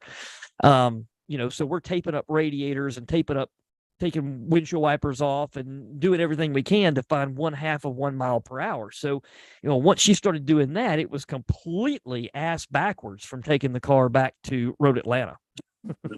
Well, we'll definitely have to get you out in one of our champ cars this year and come have some fun with us. Yeah, that'll be fun. All right. So, Todd, Bobby and I are going to stay on here for a while because now I want to take guys through the ordering process. And you can go watch us and you'll be able to see everything that I'm saying. But really, you're going to be a super certified installer. You already are. And we'll be talking about the super certified installers and certified installers across the board. The only difference is that you'll be occupying our old space, and we'll be teaching you all the things that are the new way of doing a lot of this stuff that we're just now refining. And a lot of it's going to be getting refined along with you. And then once I learn it with you, then I got to go teach all the other guys what we've already taught you. And I'll just say that it's going to be cool to see cars coming in and out of there that you're repairing that I don't have to deal with. I can't wait. Yeah, we're looking forward to hearing some more of the old stories from all the things that have happened and creating some new stories. So yeah, looking forward to it all. Thanks, guys. All right, man. Thank you, Thanks for Todd. joining us. Pleasure meeting you. Nice to meet you. All Yeah, right, so Jay. this is going to be cool, So everybody out there, I swear I didn't plan any of this. I mean, I was just talking to him. He had a 2012 GTS owner. The guy had bore scoring. They built a transmission for him, and He wanted to have us build the engine, and I'm like, nope, because I haven't sold an engine since last February. And we just started talking, and then there you go. And then now I don't have to worry about what I'm going to do in my facility, and he doesn't have to worry about how he's going to expand because it's perfect. And he's got the chassis dyno there, and I'll still be able to use that. And he'll be able to use that, and he's got all of the equipment and all that sort of thing. So, that 5,000 square feet, we didn't need anymore because we're not repairing any more cars. We've already stopped taking on all that. About 3 years ago, we stopped doing IMS solution work. We stopped doing repair work. We just wanted to build engines. So people might look at this like, man, they just changed everything, but that's not the case. We've been working on this for a decade to get to this point. And really, we've been working on it since 2015, really hot and heavy, because every year we would do a few more of what we called the premier jobs, where, somebody would take the car to a certified installer, that installer would pull the engine out, ship it to us, and then we would ship it back. Now, that program's changed a little bit, right? I'm going to explain how this whole thing works. But before we get into that, did you have any other questions for me? Well, I was just, of course, the questions that people will ask is, what specifically has changed and what would be the ordering process? How will they go about that? Well, the main thing that's changed is you're not dealing with me. It's my engine. I built it, but I'm done with that. I'm absolutely done with that. If somebody says, well, I'm not going to buy the engine unless I can deal with you, then I'm like, okay, go buy it from somebody else. And it's probably going to blow up more than likely. And I hope it doesn't, but I'm not going to change my program because somebody just doesn't like that. Last time I checked, I turned out over 100 engine builds since February. And, we're cutting down on how many engines we built, instead of fighting this battle like everybody else is fighting. And we talked about this, Bobby, where everybody out there in the automotive industry is fighting with technicians. Like I was talking to a certified installer today, and he's like, it's going to take me a while to get this done because I'm here alone. Everybody's called in sick. I don't have anybody anymore, blah, blah, blah. Yeah. I'm not playing that game. I don't want to be fighting the same game everybody else is.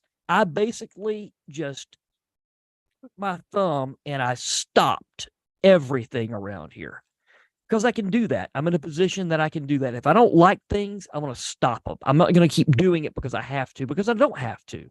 At the end of the day, if I didn't want to do it, I wasn't going to do it. So what that means is, when we got a situation like this, we used to build about 50, 55 engines a year. Maybe 52 is the average, right? And we've been doing that amount of engines maxed out since 2009.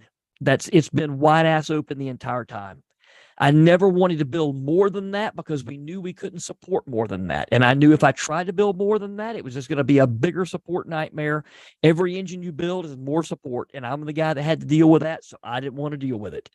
So now our capacity is going to be 24 engines for the year. We basically cut it in half. 24 engines is all we're going to build. That's the maximum. That's the maximum I want to build. Does that mean we're going to build 24? No. We might build 20. At the end of the day, we're going to build whatever the hell we want to. Because the problem is, and nobody can see this unless you're on the inside looking out. But the problem is that you can't get components if you have high quality demands. What that means is we don't just take parts off the shelf and put them in these engines like everybody else. We don't just use what we can buy. We use what we've developed, what we can prove, and what we know is going to work. And that is the flat six difference. That defines it, right? So, if we know that we can only source the parts for that amount of engines and we can only have that amount made, and I can only develop X amount of things for LN Engineering to manufacture, because now my new role is I'm a freelance developer for LN. And I've developed more things for LN Engineering and for Flat Six in the last 10 months than I was able to do the entire 3 years before. Okay.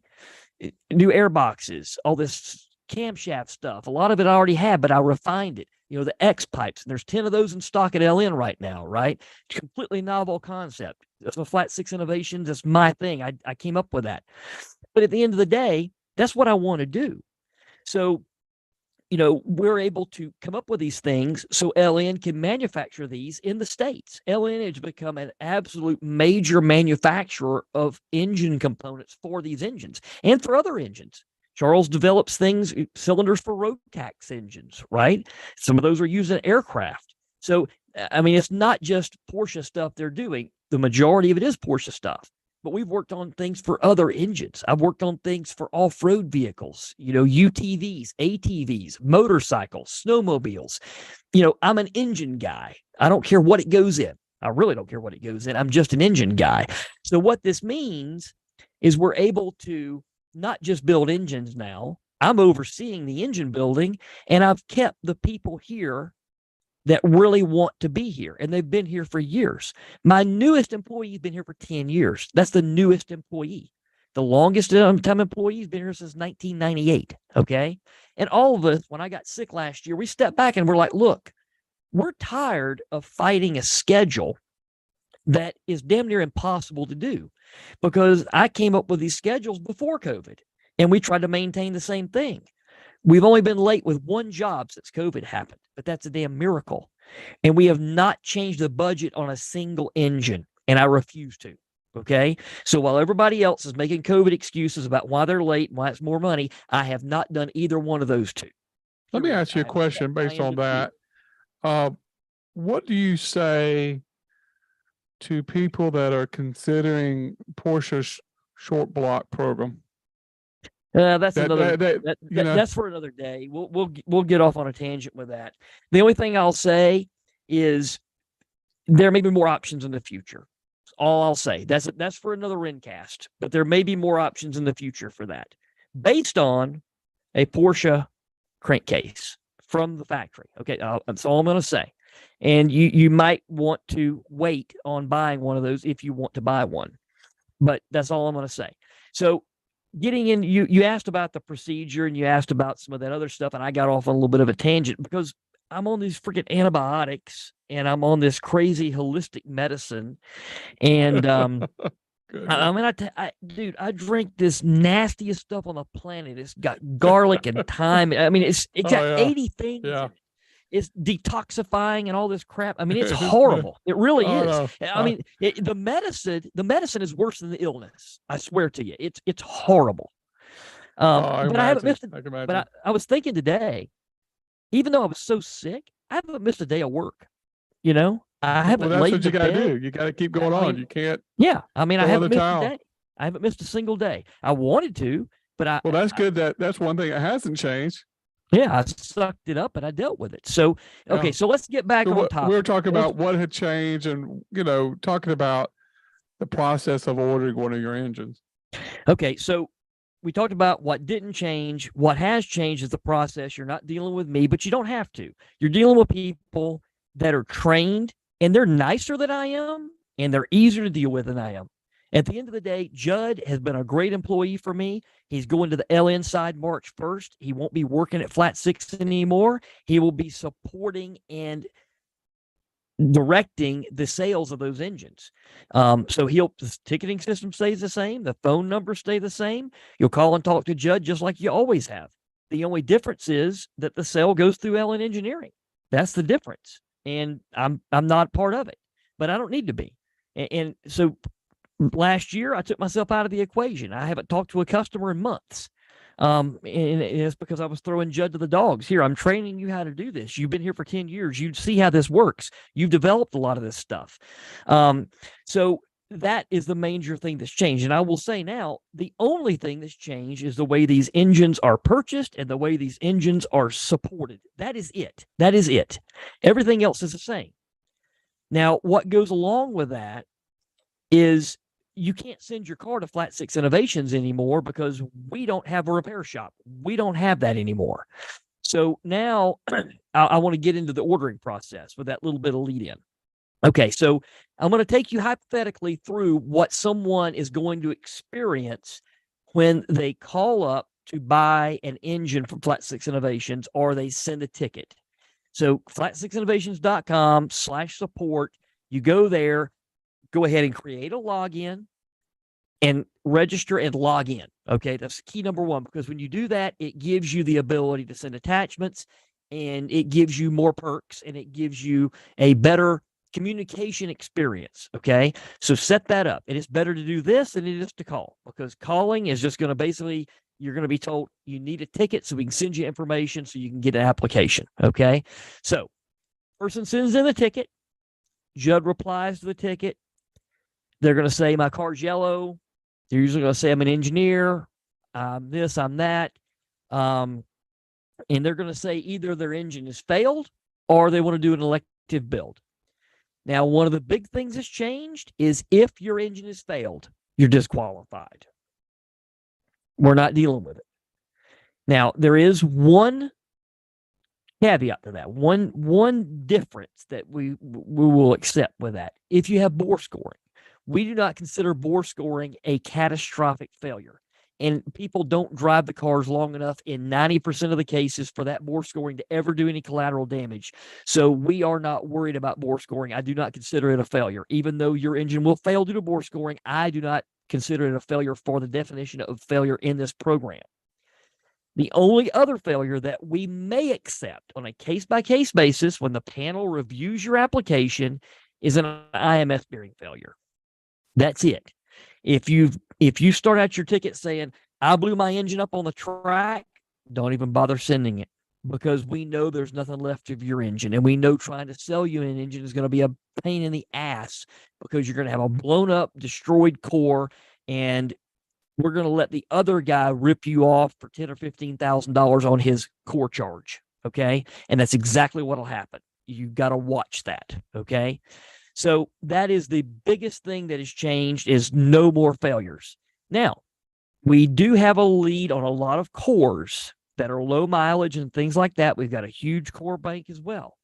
This rule about no failures may not stay the same. Okay. So if you're watching this 3 or 4 or 5 years from now, at least start that ticket, right? If you got an early car, let's say your car's a 99,996. I've got 50 cores for that are low mileage, right? They're easy to find.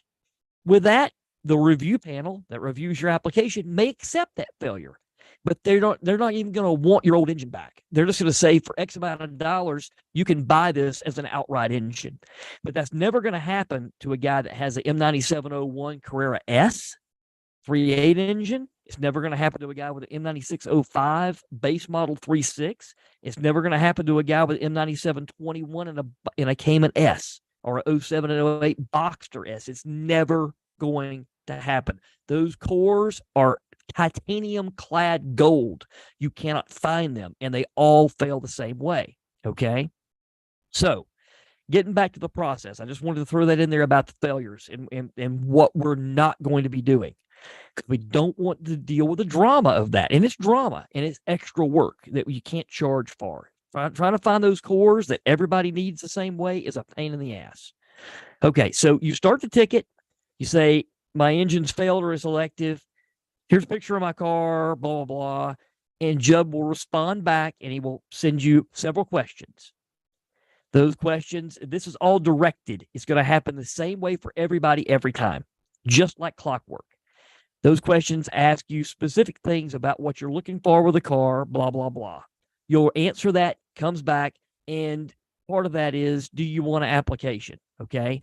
If you send that message back and you say, yes, I do want an application, then Judd will send you a very in-depth application that asks about you, where you're at, how you drive the car, the history of the car, things like, has the engine been rebuilt before? Okay. Because if it's been rebuilt by somebody else, we're probably not going to accept it. The review panel is going to look at it and say, nope, potential drama. Nope, we're not doing it. Okay. So if you're the guy that's got an elective job, you want to fix it before it breaks, you've got less than 120,000 miles, you answer all the questions right, including the last question that says, if this engine were to fail the day that you took delivery of your car, what would you expect and how would you conduct yourself? And I want honest answers, right? If you answer all those questions right, the review panel, who is more than me, honestly, I hadn't even looked at the last 4 of them, is going to look at that and say, okay, either you're a fit or you're not. If you're not a fit, disqualified, we're going to tactfully tell you that we can't help you. If you are qualified, there's two possibilities of a qualification level. And this is based solely on the mileage and the application of the new engine that's going to go in. So basically, let's say if you answer that back and say, I've got less than 120,000 miles and this is elective, more than likely, if all the planets align and you answer the questions right, you're going to be qualified as tier 1. Okay. If you come back and say, I do 50 track days a year, I do this, I do that, or I've got 140,000 or 180,000 miles, especially if you've got 180,000 miles, anything over 120,000 miles, you're automatically going to go to tier 2, whether it's elective or not, whether you've answered all the other questions or not, you're going to tier 2. So now let me explain to you the differences between tier 1 and tier 2. And basically that is when you get offered an engine. Okay.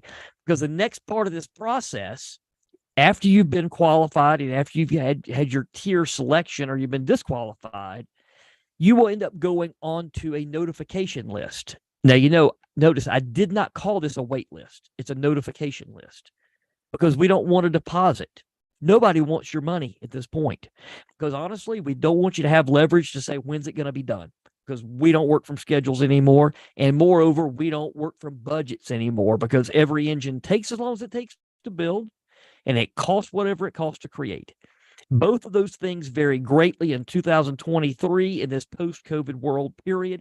Don't care what you think about it. That's the way that it works. So if you're qualified as that tier 1, you are going to be notified that we have completed an engine first. So case in point, we sold the first engine for a 3.8 Carrera S about 2 weeks ago, 2.5 weeks ago. When we sold it, there was a wait list. I call it wait list when it's not, notification list with 44 people on it at tier 1. We had another 24 at tier 2. So over the time that engine was being built, I kept every spec inside of it. Hundreds of pictures, about 400 photos, about 40 minutes of video about creating it, what went into it. Here's video of the balancing. Here's this, here's that. Here's the blueprints of this engine. Here's the component list of everything that's in this engine, because every engine is a little bit different based on what it needed and what we wanted to apply to it. The level of blueprint that went into it, the level of balance that went into it. All those things are different per engine. So then that engine went live at 3 o'clock on January 10th, and it lasted 40 seconds. It was bought in 40 seconds. Okay. And it sold for $39,139. Not every engine is going to cost that. Some are going to be more expensive. Some are going to be a little bit less.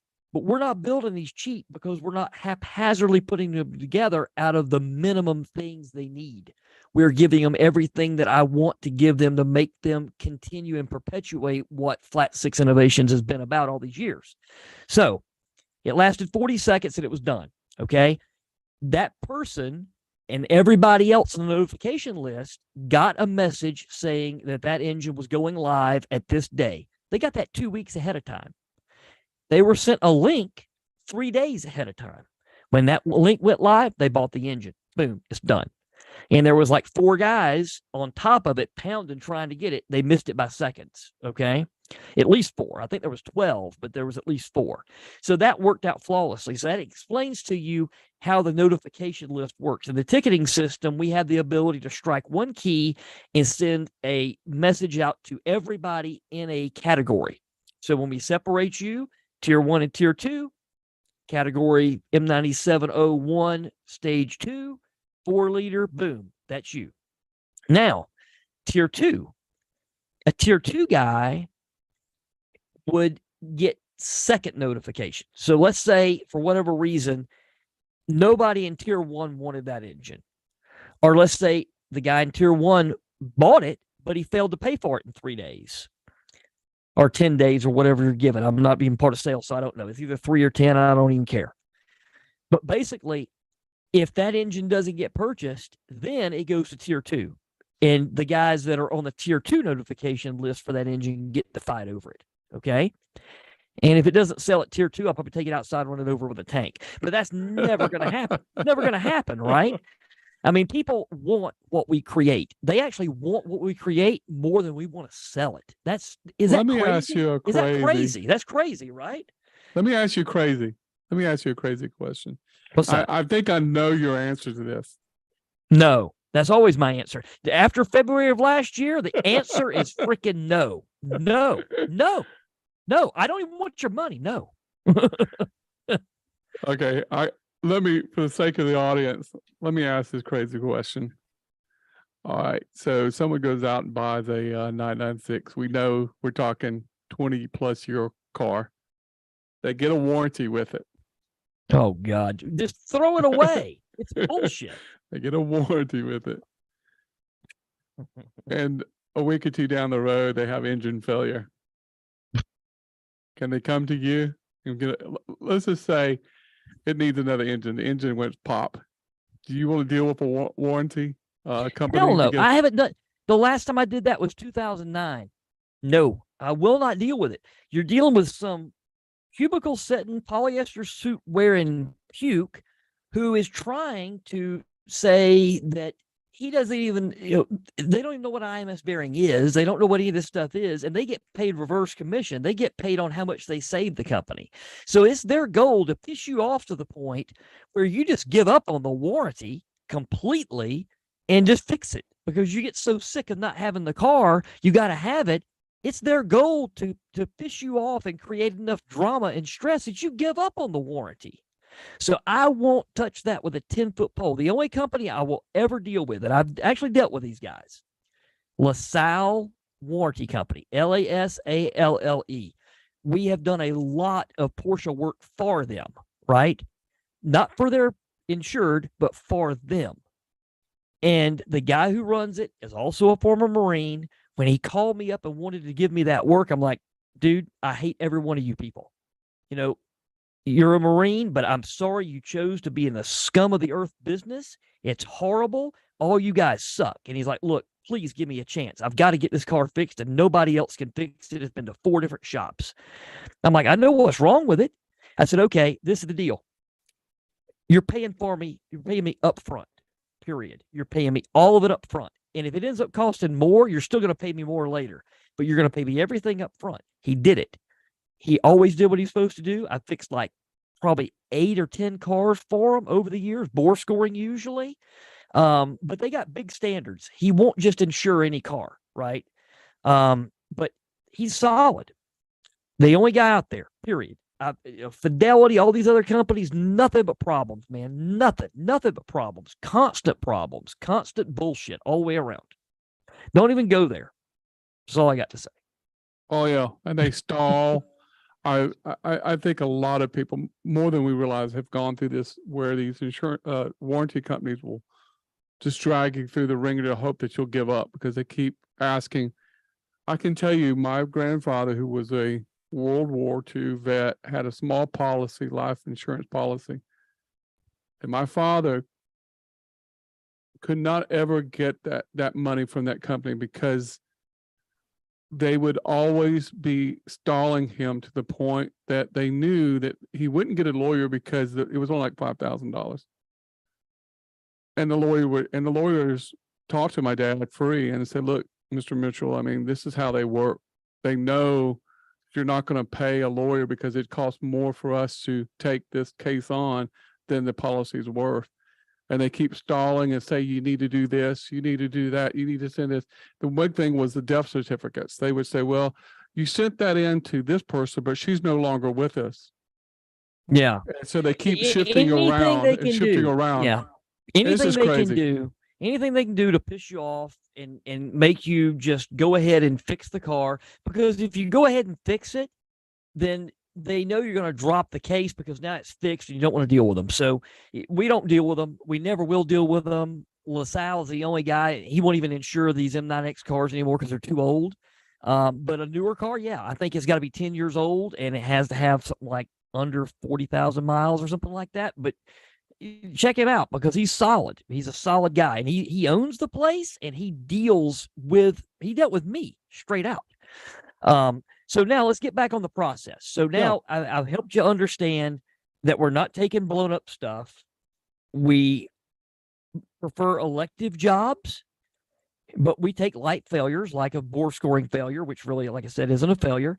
And we explained the notification list and what tier 1 and tier 2 is. Now, the reason why I did tier 1 and tier 2 is straightforward, because these engines now are a whole commodity.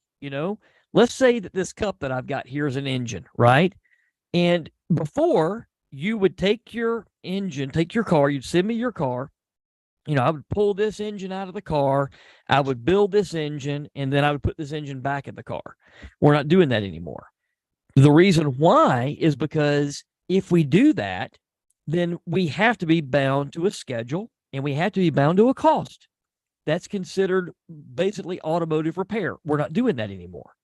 So now what we're doing is I have a tremendous amount of low mileage cores that are complete engines that we know where they came from.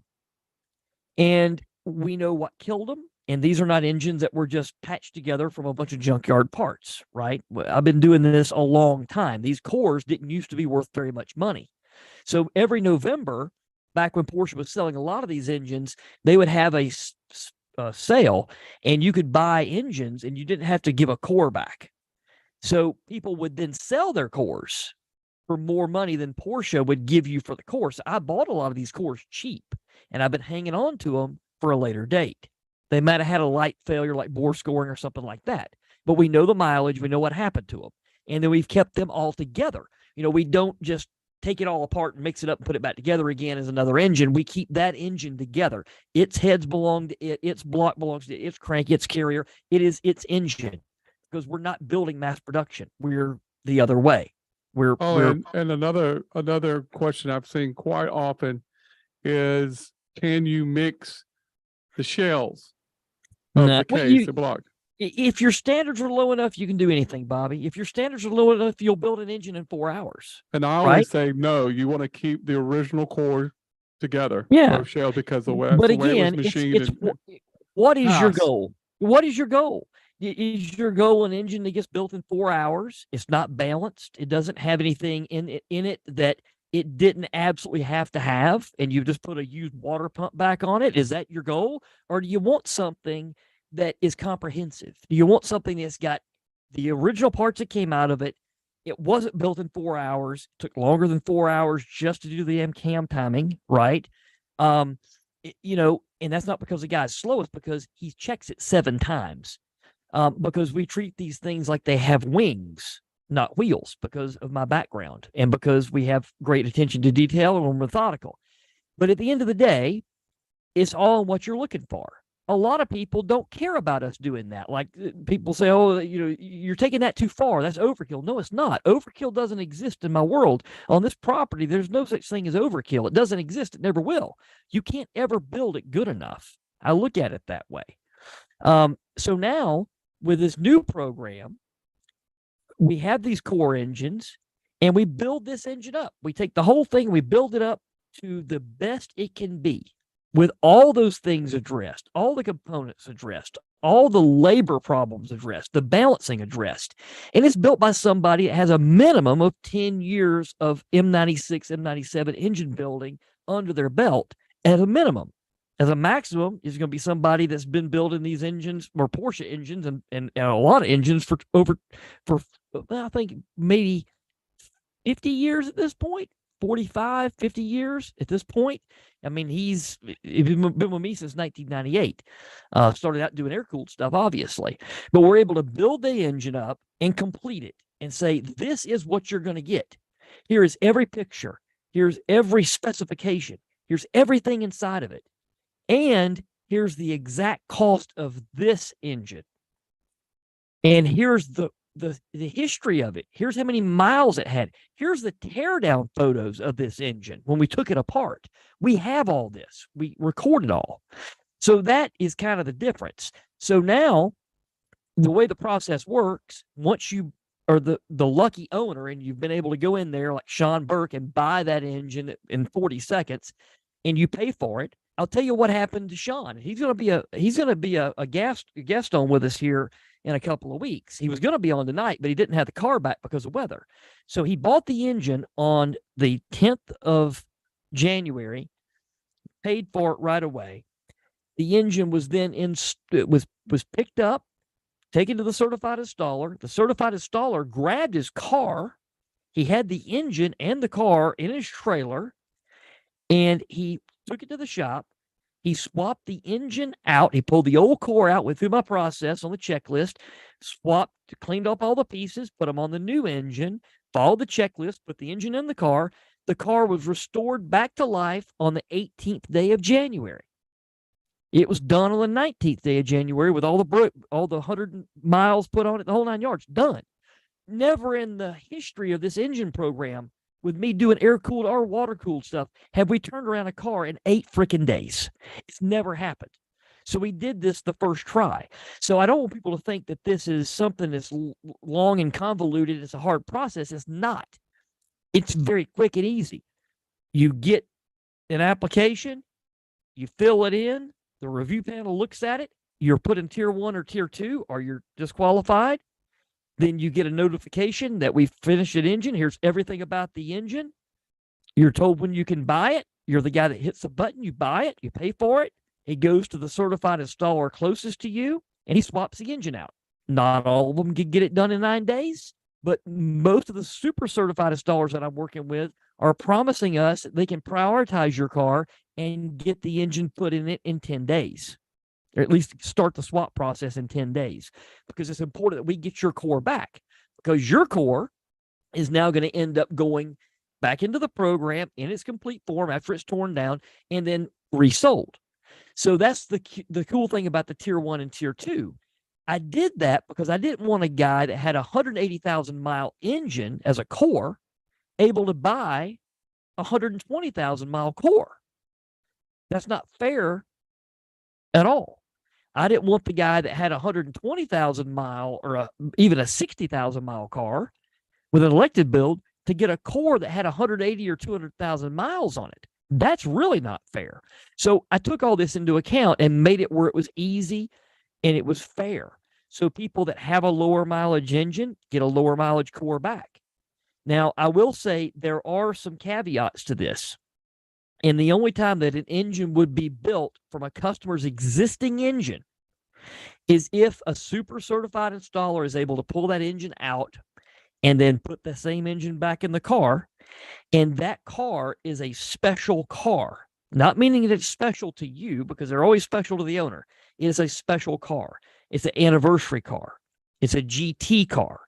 It's something that's special. It's something that needs to retain its original engine serial number. The other cars don't care. Okay. I would even call a Targa a special car because those cars are appreciating. I would call a Targa a special car.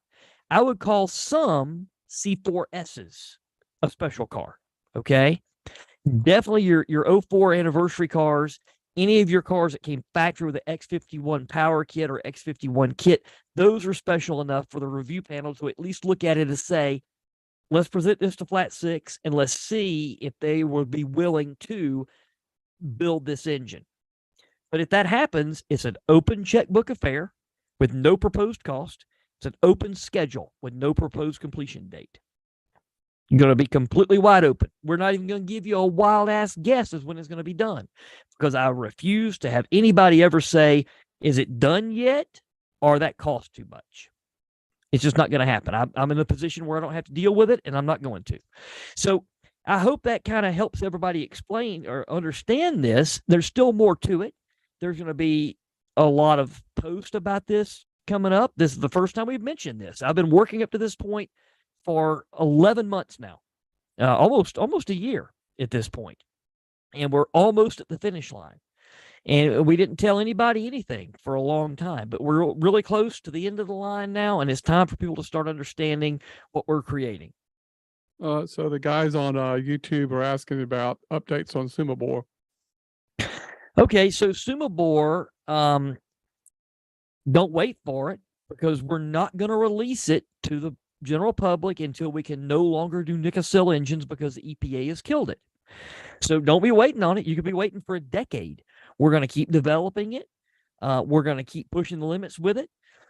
We had a 4.4 liter R44 that originally we built with Nickel, I think in 2018 or 19. The guy put about 40,000 miles on it. He is in a very, very cold climate. It gets down to -40 where he's at. And he sent it back because he has been working with us for a while on doing development work. And he's like, I want Sumabore. So we took that particular block and we reprocessed it with all the same parts, except for the different ring package, except for the different pistons. We put it back together as an R44 with Sumabore.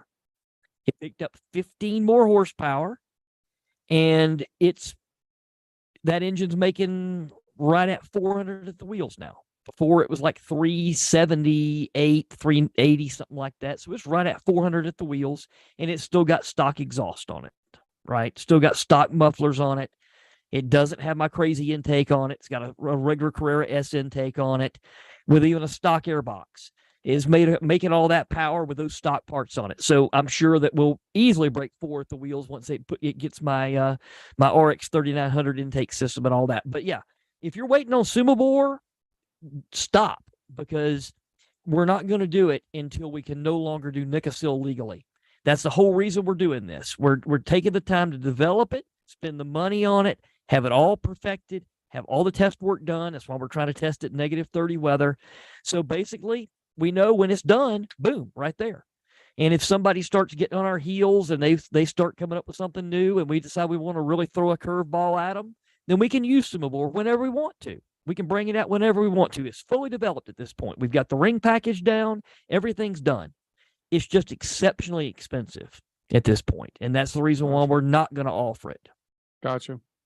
And, Nickel seems to be serving us very well. So there's no reason to get away from it. I mean, it works. It does everything perfectly. I mean, any engine program in the world with these engines is respected uses Nickel. The guys that use cast iron, they're just robbing Peter to pay Paul. They know what they're doing is not the best thing, but they sell it cheap enough that they think it's okay. It's easy for them to go down to the place that makes the sleeves and have something thrown in the block, and they can turn it around quick. That's the reason why a lot of them use steel and iron sleeve stuff.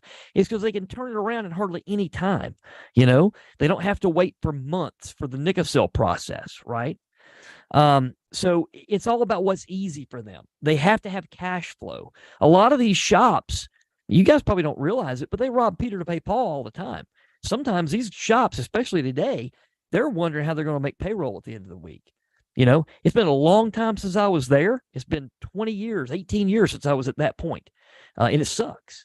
But, that's something people have to think about. The shop is not always going to do what is best for you. They got to make money and they've got to have cash flow. And if the car sits there and they can't turn it around, it's a liability for them. All righty. Well, it's the 2-hour mark.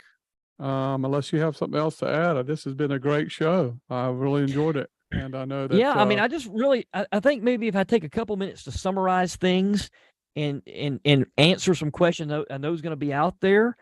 Okay. Any certified installer that has the certified installer banner, has it on the website, is listed on the IMS Solutions site, will soon be listed on the Flat Six Innovation site. They can install these engines, and you can buy the engine directly from Flat Six Innovations through LN, or you can end up letting the certified installer purchase the engine. It doesn't matter. They'll be able to do it both ways. And, send a ticket in, get an application, fill in the application, get your qualification level, and then you just wait for a message to come through. And you're on that notification list. And the thing I'll say is some people could be on a notification list for one day and end up winning this engine now. Before you had to wait a year or 20 months. We could literally have a guy join the notification list tomorrow. Then I finish an engine on Monday. It goes live on Wednesday. He gets a notification and he's the lucky guy that's able to push the button first, he could be on that wait list for less than a week. He could have the engine installed in less than a month. That's crazy. But he has to do his part because we're not helping him, right? Judd's not helping him. Here's your link. Everybody's got an equal chance. No, we're not giving anybody any favors. We're not telling you that it's live early. There's no favoritism. Once you're qualified in a tier, everybody's qualified the same way. You all have an equal chance. And then it's a feeding frenzy. It's not an auction. It's a feeding frenzy. It's got one known price, and that's it. And you're able to know exactly what it costs and exactly what's inside of it. And you know what you're buying, and you know what you're buying up front. So to me, I think that it's a lot better to do it this way in today's world, because people are about instant gratification and they're about being absolute with things. So they want to know exactly what's in it. They want to know exactly what it costs. We're giving them all that. And they're able to have it installed without shipping the car all the way to Flat 6 anymore. You don't have to do that. You can ship it to Atlanta Speedworks at the old Flat 6 Innovations location, but you don't have to. You know, if you're in LA, you can take the car to Callis Rennsport. You know, if you're in Florida, there's a couple of certified installers there.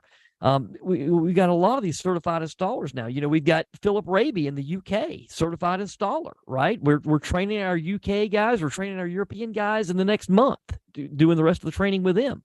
So this isn't limited to the States. It really never has been. I shipped an engine to Australia yesterday. You know, we've always done international work, but the difference is now it's easier to support this stuff. We don't have to have 150 tickets back and forth over an 18-month period. You could basically end up owning one of these engines and have it installed in your car in a week. And Sean did that. Sounds good, man. And you know what? You also still have the known result of what it's going to be. It's the same combinations. We know exactly what it's going to do. You know, we've got all the comparisons. We've got the recipes. Nothing changed with the recipes. Nothing changed with the parts. We just basically made it where we've got X amount of parts, and we're going to maximize what we can do with them, and we're going to do it when we want to and how we want to. That's it. Yeah, I think that's what most people worry about. Is anything in the quality of the engine going to be changed? Is it still going to be what it's always been, a top-notch engine that's going to last their lifetime or more? Well, I think, Bobby, it's better. Okay, so case in point, this last engine we just finished had more base options in it than most people would ever put in that engine if they were able to option it themselves. Like in the old program, here's your proposed engine, and here's a list of things that you can add on to it for X amount of dollars if you want to. This engine got all that. It got the piston updates. It got the ring upgrades. It got all of that.